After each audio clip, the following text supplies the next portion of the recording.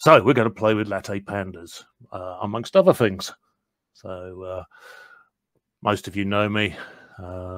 If you want to find me, just email me or find me on LinkedIn or various other places that I am around. I'm very helpful and not at all scary. Our giant's a female, Audrey Tang. Genius. I've been nicking a lot of her quotes. Mainly around all the open source and free software movement, which is perfect for this, because this is where I intend a lot of this to be. So I might, if there's enough interest, release our template, which will just sit on this device. I think there's a usefulness in having a device and a template that you can load, and you can do this kind of thing with Linux. So this is probably where I'm aiming this at. It wasn't where I wanted to go at the start. It was purely selfish. So anyway, Audrey Tang, IQ of 180, all self-taught. Yeah, look her up. She's interesting. Book. So today we're going to be talking Linux, LattePandas, Arduinos, and I've got two types of LattePandas here. I have the bigger one, which is let me bring that up. Oh yeah, the bigger one. So that's this kitty here, and there's a little diddy one. That's this kitty here. And if we look at our go on the LattePanda site, there's the V1, cheap. There's the V2, bit more expensive, but still cheap. And I'm interested in kind of benchmarking a lot of this stuff. So I'm kind of interested in seeing what is the smallest thing I can run modern LabVIEW on. And it transpires you can run it on very small things. So the V1 has got this CPU pass mark. It's good, this CPU benchmark of 890. The LattePanda Delta, which is the other one we got, is 4000.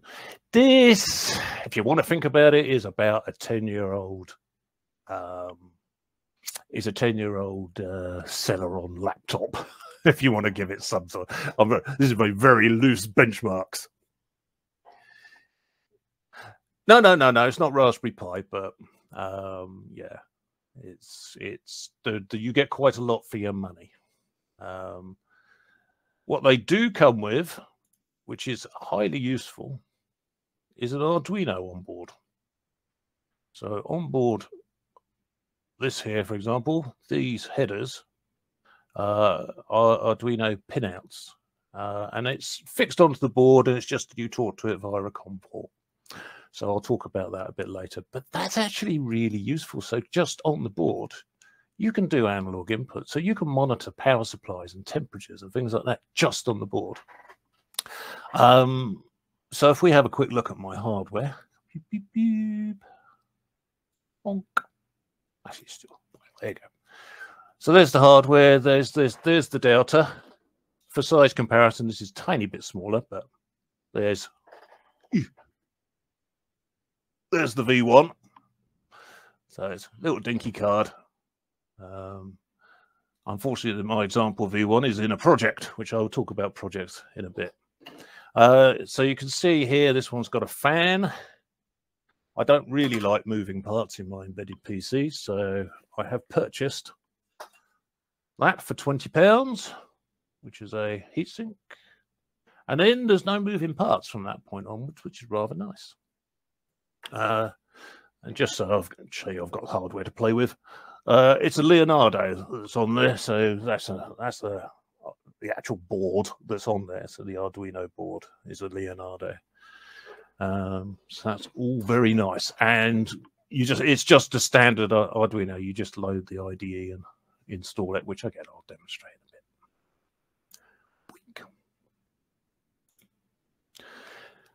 Oh, that's a preview. Can't see that. Forget you ever saw that. Right. So I'm using No Machine to talk to it. The reason why is because these are so small. If you use something like TeamViewer, it gets a bit clunky and a bit raggedy. So I'll talk about the doggy later, Andrew. But you can see here with TeamViewer, hopefully you'll see that this is pretty smooth. You know, this is moving around quite nicely. You can load stuff. That's quite fast. Yeah. So it's a nice thing. So this is using OpenSUSE. I'm tending to use OpenSUSE, and everyone says, "Oh no, you should use Ubuntu," and it's the same kind of discussions as you get with Git and the like, which is not that interesting, really. The reason I use OpenSUSE is because I don't know that much about Linux. I did play with Unix back in the day, so that's how odd I am. But I know enough. And the one thing with developing LabVIEW programs on Linux is quite a lot of times you're going to bump into a resource that Linux doesn't want you to bump into as a normal user. And you can then do all the hard work of looking up on Google which resource to open up or which file to open up, and then do all that. Or you could just log into root and give it a try. And this is what I like doing. It's a nice way to develop. And it tells you very quickly, straight away, that, this is a resource that's got restricted access, and it helps the fault finding process. Now, I found with the other versions, which actually restrict the root user, that's a bit of a pain in the bum, because you can't super user into your program, really. It's just, well, I don't know, or sudo into it. So it's one of those things. Linux itself is great. And why use Linux? Why not go with Windows? Well, one, it can be very, very lightweight. The new CTI virtual machine is 5 gig, and I'm running, I think I've got 40 virtual machines in a big distributed system, all running Linux, all just on one CPU with 2 gig of RAM, all running quite a large LabVIEW program as part of a distributed system. And it's nice and lightweight. And I don't get Microsoft constantly updating stuff and telling me that I should be using Edge and telling me my license isn't correct and things like that. I have the license. It's my software. If I want to put it on a CD or a DVD, I can.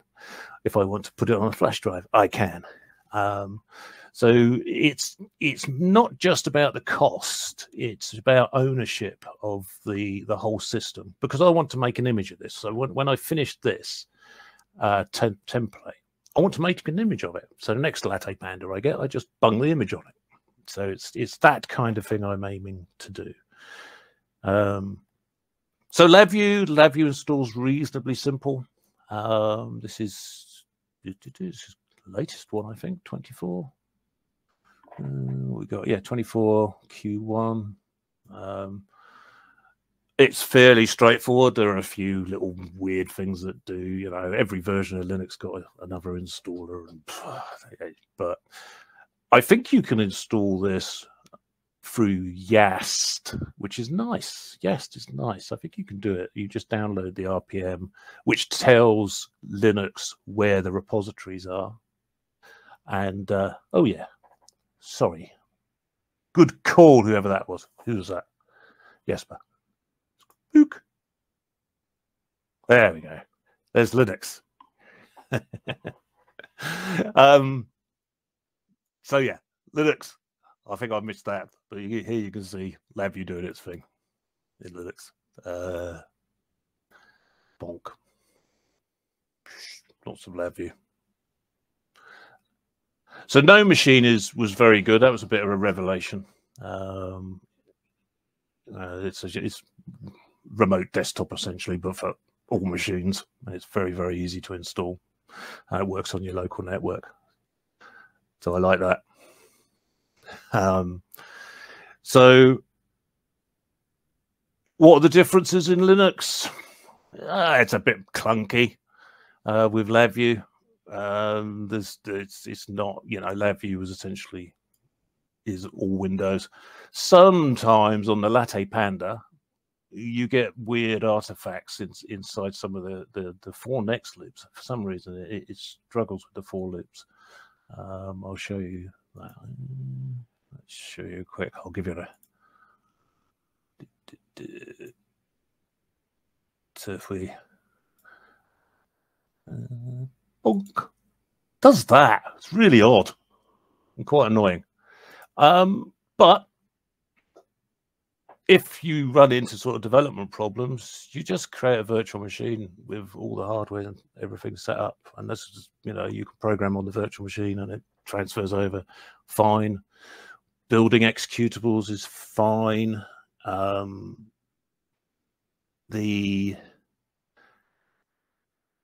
If you transfer a LabVIEW program that has a built executable that you've done in Windows, that doesn't work fine. It's very interesting. It comes up and saying, oh, I'm a shortcut for a Windows app.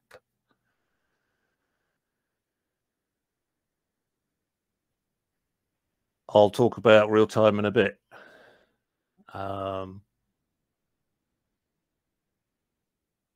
Would you suggest cloning a VM or a straight copying a VM? I don't know.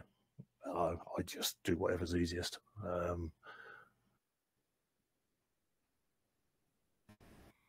No, I mean a virtual machine in Windows. So using VirtualBox is what I tend to use for, and then I have a common repository. So I pull. So the V1, for example, which is the other project we're doing, is a bit clunky. You can develop on it, you can debug on it, but it is a bit clunky. You know, it struggles. So we tend to do our development on a virtual machine there, and we use KDE SVN to link the Subversion repositories for the project. So, and it works really well. Just doesn't give any problems at all. I'm building up a list of the hardware that it will support.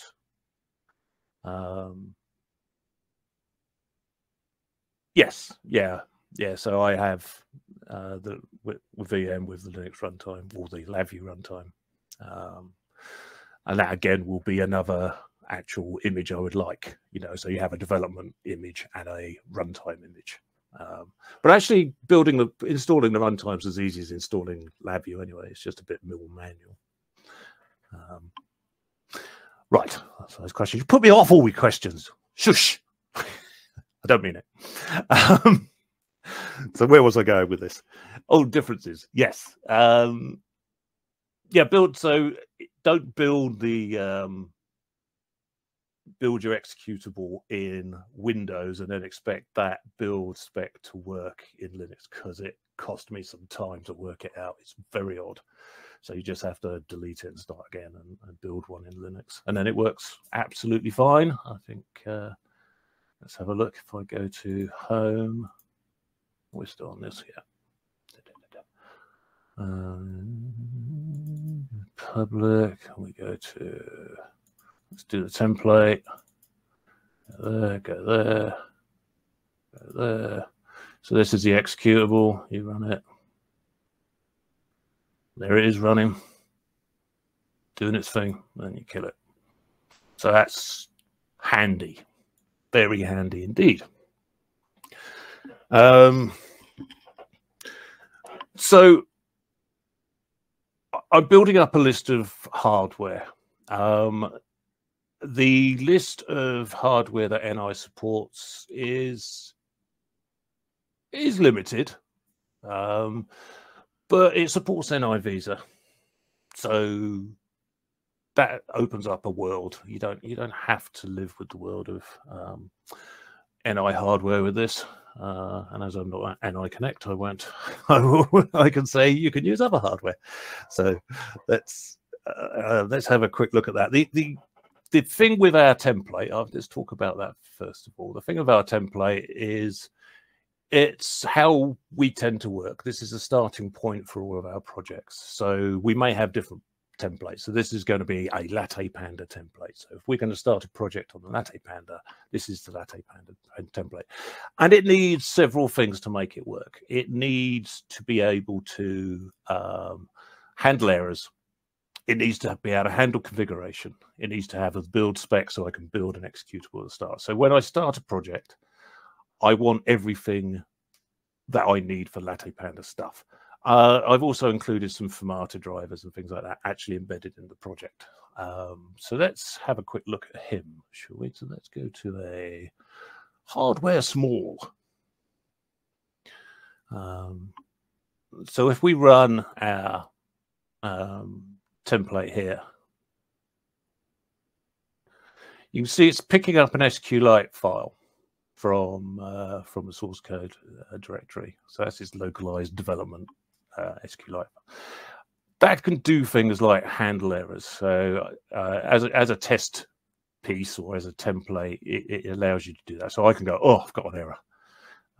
So let's open up the database browser. So you get a thing called DB browser, which is very handy. I think I talked about it when I talked about encrypting databases. This is an encrypted version of this. And you can see here inside the database, which I've opened, same one, it's got an error log. So the good thing about using SQLite for configuration is that you can just add a table. So this is just a table that collects all the number of errors. So if I generate an error, it will go, oh, Christ, I've got an error. You can go and view the error. Oh, that's my error. You can have a look at the error history, which is actually just this table. I'll show you it just to prove that I'm not lying. Error history. So this is all held in the configuration table, and it's just logging and the most recent date.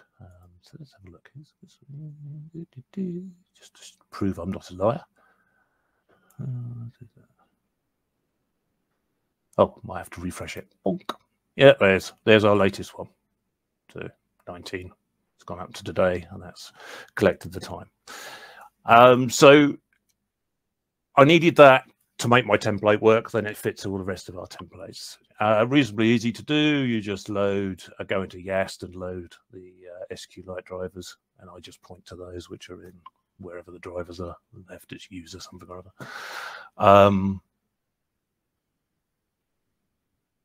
Go back.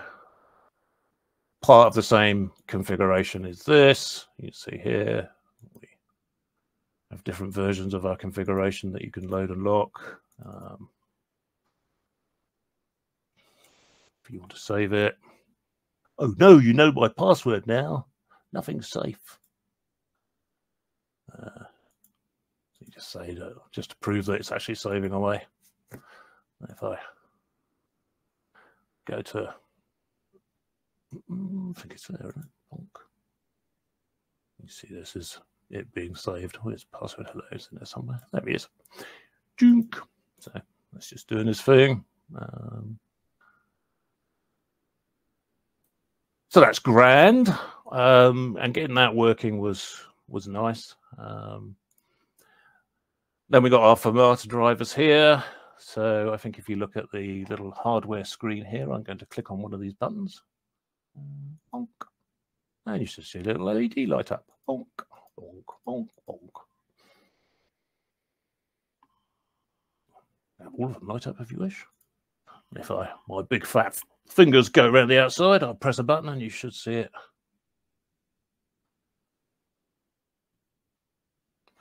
Now, unfortunately, one of the issues with the compromise sort of design of the size of the board is that I've got an RS485 hat on, which sits on the pins for the Arduino's analog inputs. So I can't actually, with that hat as it is, use it for the analog inputs. So yeah, well, they recommend desoldering stuff, and I'm not interested in that at this stage in the project. But so this is a nice starting point for any project. For us, this is the way we work. What you have is event structure, initialize, and we have our queued user interface that updates the screen. Then we have a state machine, Then we have our error handling. And that's essentially all that we've got. And then we've got a bit of hardware in there. Ooh, shouldn't have that there. Let's get rid of it. Might have updated that. Bonk. I'll tell you what, let's also put that in there. Because I like the buttons to live where they are, so I can use them as search items. You can see here, here's the Fermata driver. Oh, that's the other change. Is in the editor, the text is very aliased, shall we say. So if you do the icon editor, you lose the nice small fonts where you can just tap it in. It just becomes this awful formatted mess. So I had to do this nice little one by hand. So this is the Fermata driver, which does all things Fermata-ish. And so this is all talking to the Arduino. So essentially it's just setting Arduino values, and this is the thing that sets the code up. So that's that. So all reasonably standard, nothing clever. I don't do clever. Oh, but I do save it. Bonk. You can see the actual. I did draw the icon text, and it was an issue. It was a huge pain in the bum. So come on, open source icon editor, make it work for Linux. There you go. There's my plea. But where I'm going with this as a platform is I'm not particularly interested in test systems anymore. I've done a lot of test systems. And I know LabVIEW is for test systems, blah, blah, blah.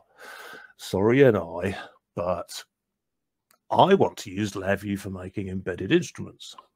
So this is why I'm interested in these little devices.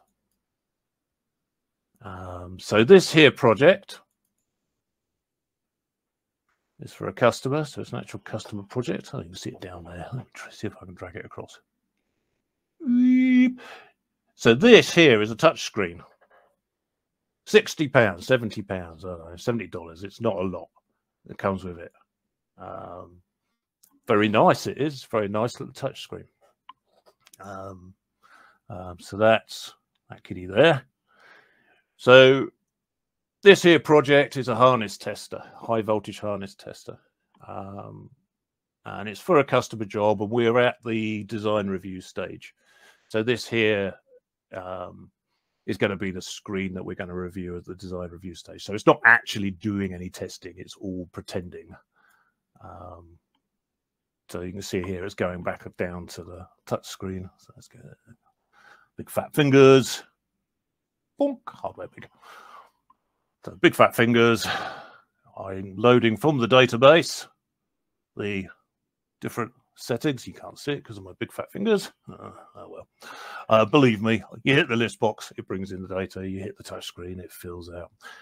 So what I will do is, if I exit out, I'll bring it to the front so we can actually see me playing with it. Boop.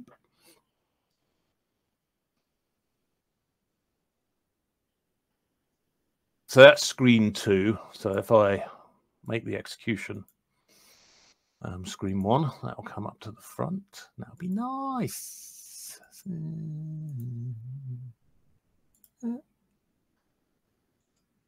Let's save it, just because I don't like seeing savey stars. Right. So the idea is there's going to be an all touchscreen system. So you have a couple of filters here, areas. So we want to either filter it when this gets long, or enter a serial number. So bong, bing, bong, bing, bong. And then you want to do a test. So I've set my database up to do failures, or in this case, I'll just do a pass test. So blah, blah, blah, blah, blah, goes through all the different tests on a course. So this is what I'm going to demonstrate to the customer. Test passed, and then you can print it out. So again, this is from Pi Hut. $40, little screen, a little printer. There you go, this way. Press the print button. Bonk. I love that noise. I'm not the only person in the world that sings along with printers, because I always do these ones. I think I might be the only person in the world that does that.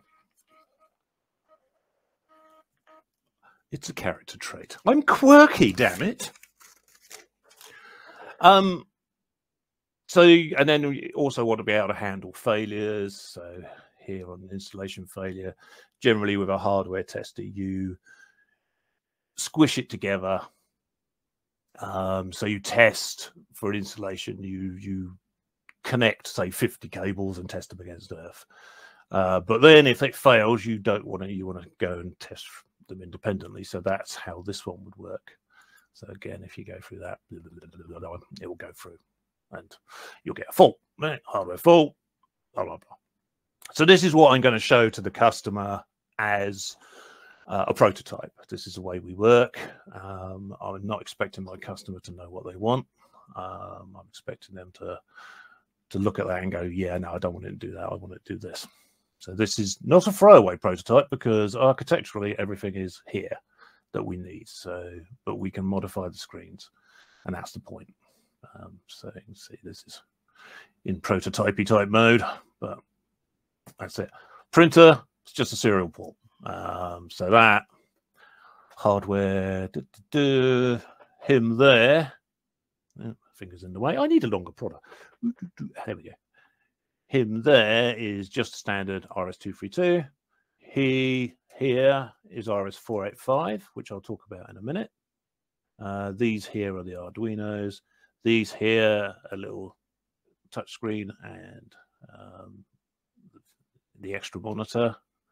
And then you've got USBs, HDMI, and oh, there's other stuff. There's loads. It's got PCI Express on it, all sorts of. It's going to be significantly more rugged when I put this on it, because it will have no moving parts. But I mean, this is a bench instrument, so it's not out and about, and it's not ruggedized as that, but they're very light, and the fact that they're cheap-ish is that you can have a few of them about. It's not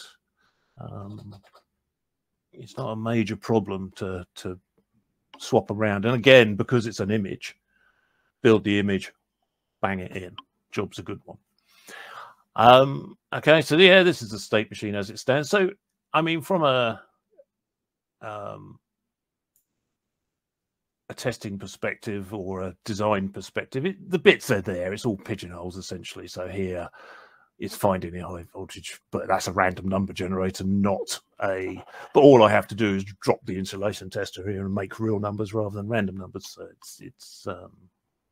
it should be a fairly easy uplift to get this from prototype to actual working part. So that's that.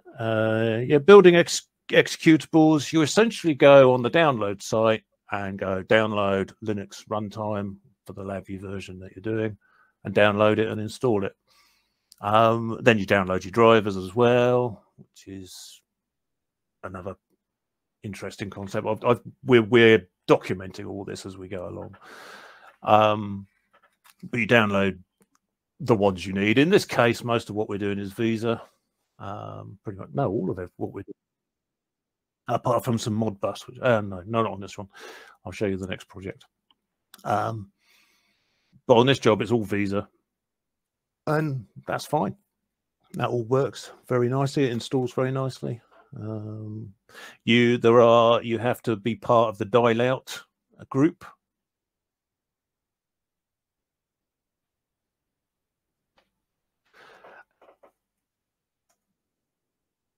Oh, I wish, mate. Could we make an automatic Linux script for setting up there? So I don't currently. So to handle Linux distributions without a GUI, I don't. I'm just beginning to look into.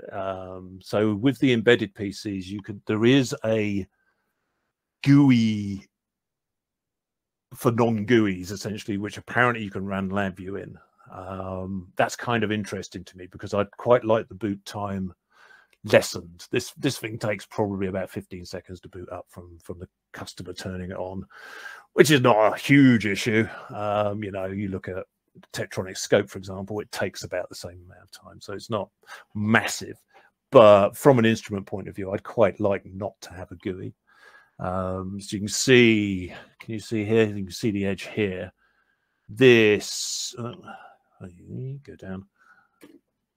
I've gone really overboard with my power supply for this project. That is a UPS. So I'm going to feed that UPS into the Raspberry Pi and protect it a bit. Now, not the Raspberry Pi, the LattePanda.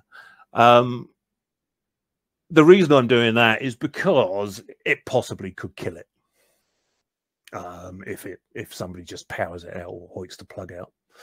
So I'm just protecting it really. This is an expensive instrument, or it will be once we get paid for it.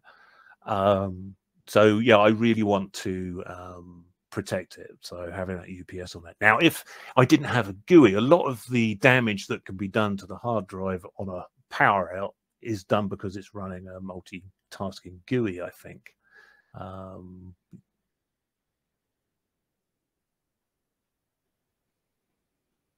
Investigating the virtual display. Virtual display of what? Oh, I see what you're saying. Yes. Yeah, okay. Well, we'll see. We'll see how it goes. I'm quite keen on this. I think this is a nice, straightforward way to develop. Yeah. Sorry, Himmett. Don't know. Don't care. DQMH should be. But that's I don't program that way, so it's not my bag really. I don't. As far as I know, there's nothing in either of those that precludes them from running in a Linux OS. I would say that I'm aiming to do lightweight stuff. You know, if you look at what I'm running, so when this is running on this tiny thing, can't do it. Hold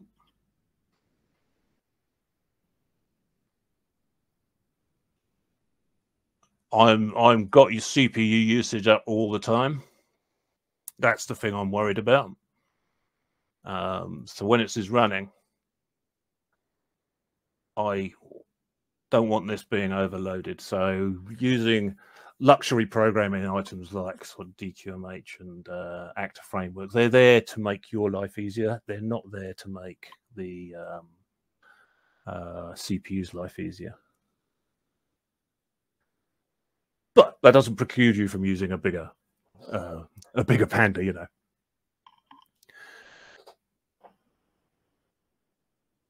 I've got no idea. It would be nice though, wouldn't it? I'd like that. One benefit doing it this way has over NIRT is that the screen is much more what you see is what you get. If you've ever used the graphical interfaces for the C-RIOs, for example, it's not what you see is what you get at all. I don't know what they use. It's XCFE or something like that, but it's a bit of a pain building nice user interfaces. And I don't need real time. These jobs are not real time jobs, and if you do need real time, you can use what we used to use before real time, which is one of these. Which is why I've got the RS485 on this, because the other project we're doing here is a cryo control system for a university, and you just use a controller. So we're using an expensive one here. These are like 400 quid, that's because this is a prototype, and we trust Eurofirm. But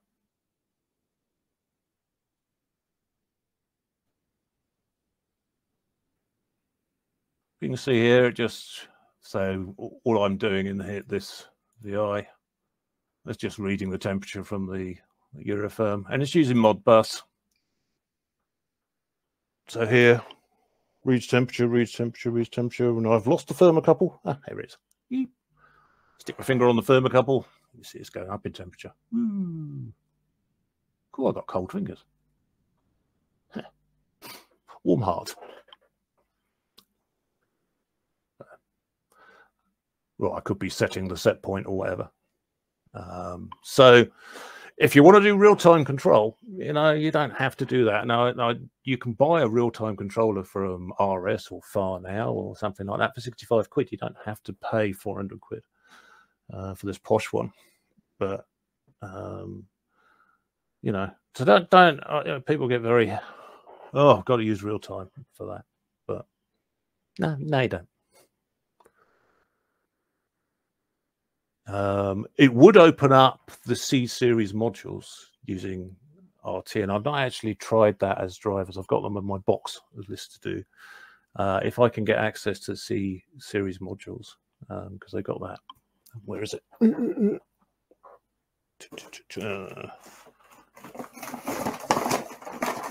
Can't find it. In one of my boxes, I've got a C series module thing. I quite like to use them, but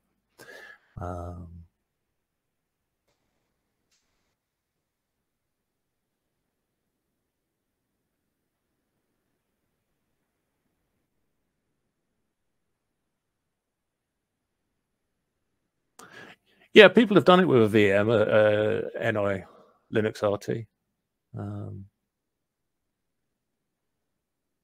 But the point of all of this really as an exercise is I don't want to get involved in licensing.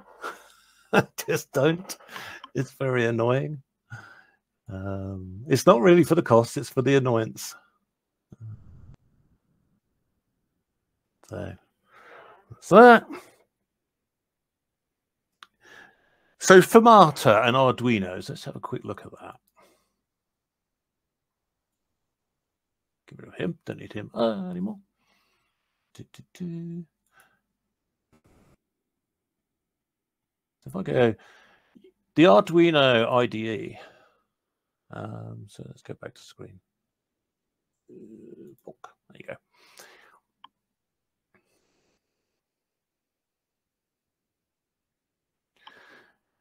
So this here kiddie is the Arduino IDE, and you can just load him up like that, and then you go for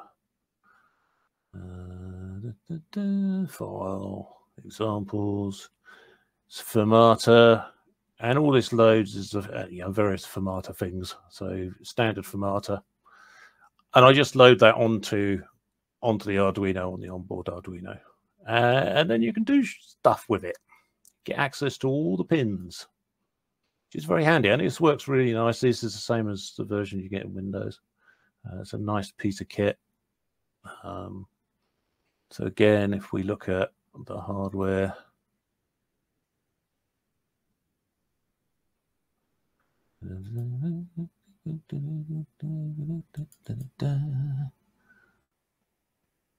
I won't be able to show you the analog inputs, but the way it works for Fermata, it's very easy. It's just two or three characters. So with the LattePanda, you could use either Linux, Windows, or Arduino code. Well, the Arduino is a piece of added hardware. So you can run Arduino code on it, yes, which is what I'm doing. So you can see here, it's actually woken up and said, oh, you've got the standard Fermata sketch on it, and there's a version, so it's picking that up. So yeah, you could have that running independently, running its own safety loop, or this is essentially like Fermata is a bit like a scan engine for it, more when you thinking of sort of RT systems. It's it just gives you access via these codes to the hardware and things like that. So if I click on it, you can see here, it's bringing back data. And that data can be converted into numbers.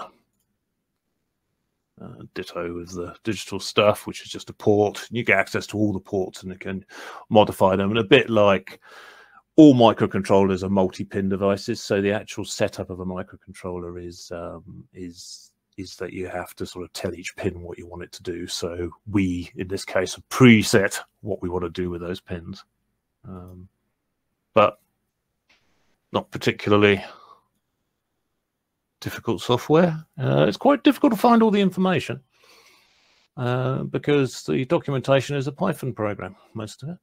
And because it's a Python program, nobody actually tells you what the protocol is. It's just used the Python program, which is very annoying. Just tell me what the bloody protocol is. So it took a bit of digging, but eventually got there in the end. I have blog articles written on all this kind of stuff if you're interested in it. So I've done Modbus, I've done that, done the demo of the embedded system. The other Linuxy systems I've got talk to talks to a large database in MySQL. Again, you can do all of that because you've got UDP and TCP as part of your driver set. So actually the primitives of talking to things via TCP and UDP and Visa and serial ports, it's all there. That's all done, and it's easy and it works really well. So you don't have to limit yourself to just NI hardware. You can go off and do stuff using other people's hardware, which is nice. I don't know what time it is. What am I doing? Oh, doing all right, actually. I'm a bit early. That's about it, actually. I like No Machine. That's really cool. That was a nice find. Yeah, any questions?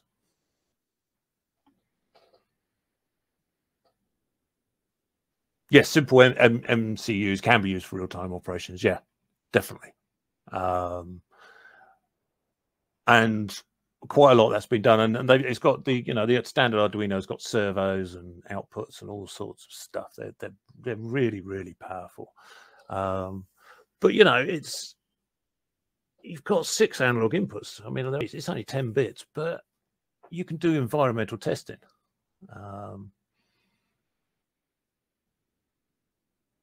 Yeah, that's the point. So I'm more than happy to open source our general template for this as a board. CAN bus. I would imagine if you go through an FTDI USB, CAN bus is easy. You just do it through that. I don't know what hats they've got as part of it, but CAN bus is a pretty easy protocol, so I wouldn't imagine it would be too difficult.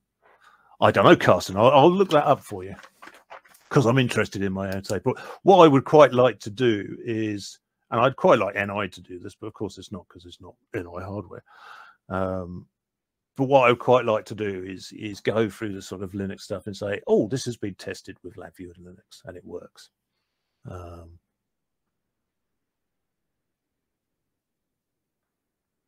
Yeah, and that's not as mysterious as you would think. So let's have a quick look at the getting the SQLite working. So I use a slightly modified version of James Powell's SQLite toolkit. By modified, it means that I've modified it so that I can point to whatever SQLite library I want to point at. So this is all my stuff. But when we get down to the nub of it, this is James Powell's stuff now. And so that's the open command. So there'll be a connect in here. So connect as an initialize. Okay. Set file path. Okay. So the set file path, I think,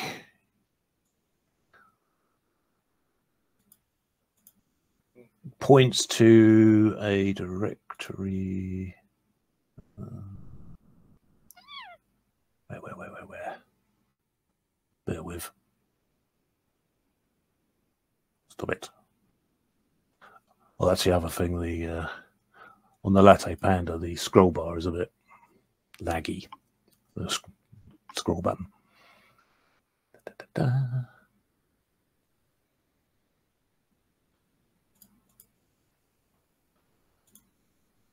don't know. I have to tell you. I have to work it out. But anyway, there's a directory where it lives, and it's just a standard sort of install, an SNSO file, and you just connect it to that. And I imagine CAN bus is exactly the same. You just install the SO file, which is the DLL, and away you go. But this is where I think we need some community sort of, like I say, tested with LabVIEW Linux tick with the hardware, because I think that would be really useful. I think that's probably one of the main barriers for people using Linux a bit more.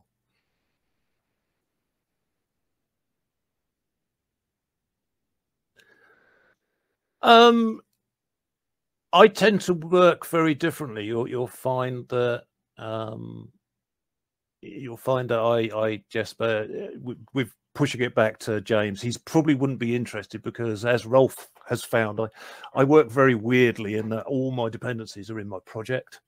So actually everyone sticks them in using VI package manager and sticks them in the system, and I don't. I take them out and I stuff them into the project. And so I modify the code to do that, and which makes it less useful for people using it back. How does this compare with the Raspberry Pi? Well, if you want to do a user interface on a Raspberry Pi, you would have to use something like Qt and create the user interface from that using UDP. So, and that's a good solution. We've done it. We've used that solution before. Works very well. Raspberry Pis are obviously less expensive. You should use, if you're building embedded systems, professional embedded systems, you should use the compute modules, not the Raspberry Pis as standards, because they're all built as one soldered thing with no moving parts, and they're embedded standard. So they don't have little cards and things that fall out. But cost-wise, Raspberry Pi would be a lot cheaper. So if you're doing a headless system, Raspberry Pi is a really good solution. The issue for me with the Raspberry Pi is that it's not being supported. NI are not supporting it actively, whereas I would like to give my customers systems that are based on supported software and hardware.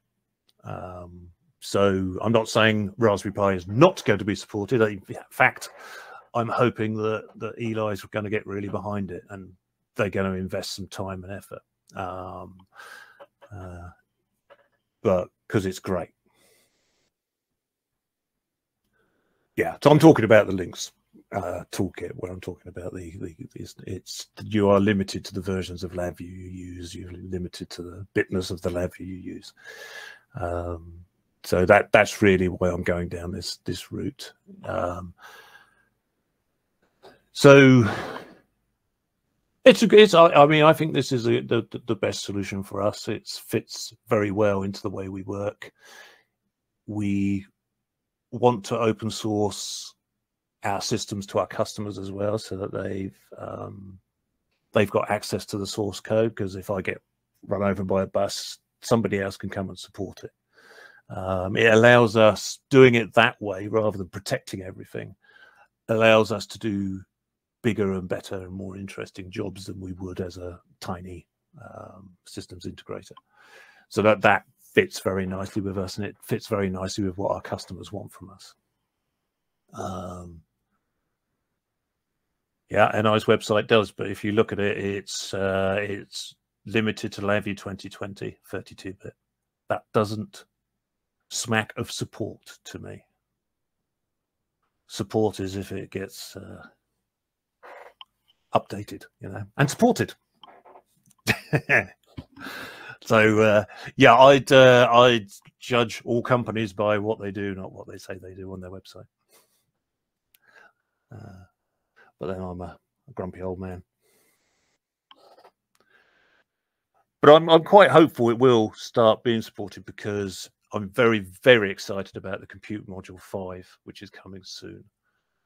I think that will be really, really wonderful as a device for doing this kind of work on.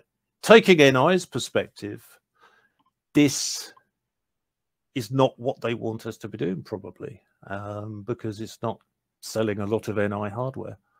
It could be, you know, there's no reason why, if they had a Linux embedded system a bit like a C-Rio, I definitely would have used that, you know, with a lot of, we've tested all this hardware on it. If that was available to me from NI, I'd pay a premium for that. But it's less of a premium than I get flogging you a C-Rio. You know, but I think the world is changing. I think the power in, say, the Arduino is changing it for a lot of people. You know, it's to give me 6 inputs of 10-bit, fairly fast analog input. Okay, it's not mega fast. It's $20. You know, it's still $5 with a Pico, and you know, it's a whole different world, and it's going to catch them out unless they're willing to sell more, but for less profit. I think is probably the way I would say it. Anyway, that's my political opinion of the day. Any other questions? So I think my time is nearly up.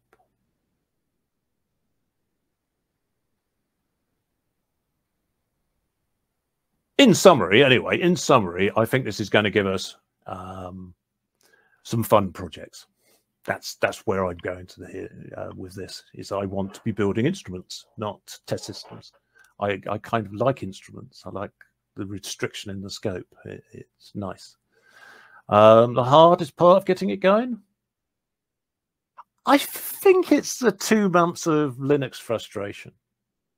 You know, the Windows person goes from. You know, I went from Unix to Windows when Windows was very young, and hated Windows, and then it became usable and easy, and all the things that I've got used to. In Linux, it's still not quite as easy, and finding stuff in the open source world there's a massive information, and a lot of it is garbage. So it does, Theodore. Yeah. I mean, they're really capable. They're excellent devices. So I'm not anti it. And depending on the type of system that we're putting in, I would definitely use a CM4 again. I mean, we've put in a few professional systems with CM4s, and they work really nicely. I'm actually more interested with the compute module stuff in a different type of architecture, and this is one for all you active framework people, is that I think you could build a system of lots of independent distributed computers running sort of something like active framework, and that would actually be a nice modular system and a good architecture for that. It would fit very well, in my personal opinion. So yeah, I'm not against any of it. It's just a state of play at the moment. I think we need commitments, really.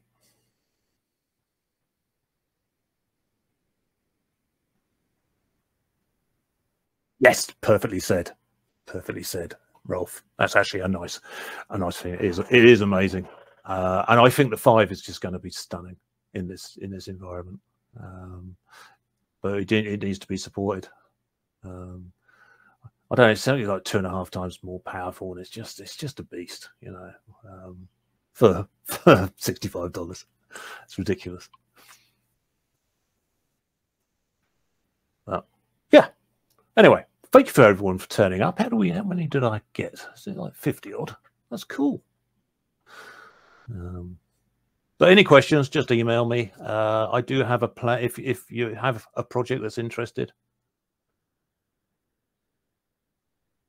No, did I lose them all?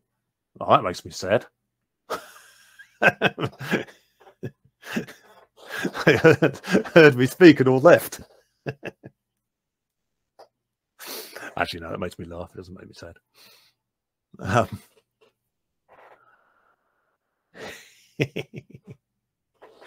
Lovely to see everyone anyway, or hear you're typing. Nice event so far. I've enjoyed it, and I want to go and see Neil's love letter. That's my next one. But say, just email me if you've got any questions, or link to me, or whatever.